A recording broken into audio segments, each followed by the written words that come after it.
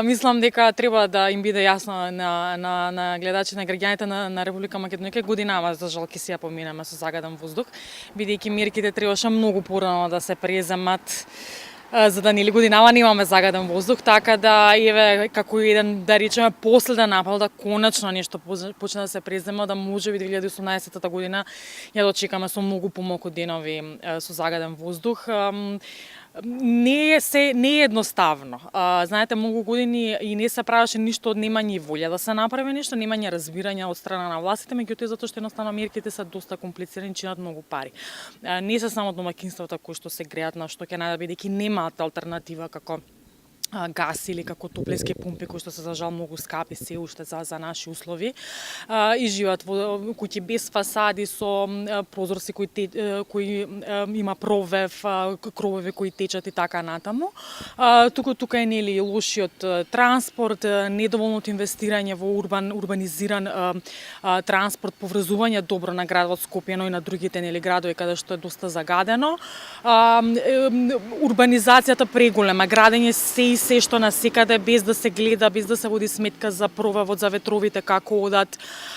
Така да доста е комплексен проблем, поготово за Скопје како котлина, кога знаете со децени наназад не се внимавало за тоа каде се гради, што се гради, какви возила се увезуваат, каков јавен сообраќај има и кога со исто така со години не се внимавало за загревањето на граѓаните во Скопје, особено знаејќи го фактот колку тешки зими има градот Скопје, резултатот е тој. Така да што побрзо се започне со имплементација на различни мерки од енергетски ефикасност, значи помош на граѓаните да си ги средат домовите за да им биде потопло во зима. Помош, асистенција да не користат повеќе дрва, туку да се преиначат кон одредени алтернативи како топлински пумпи за индивидуални домаќинства како куќи, бидејќи гасификацијата искрено ќе треба уште многу години за да може да се уведе, а онаму каде што има згради обавезно приклучување на топлинската мрежа на топлификација.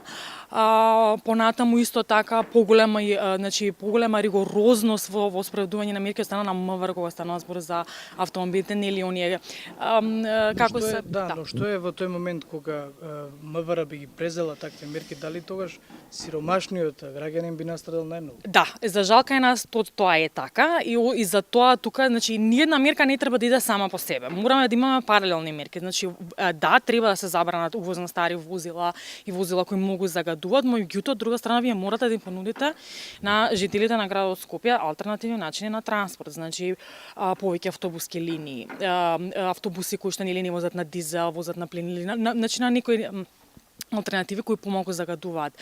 Да се види што станува со онаа мерка за некаква си трамвај линија покрај кеот на Вардар.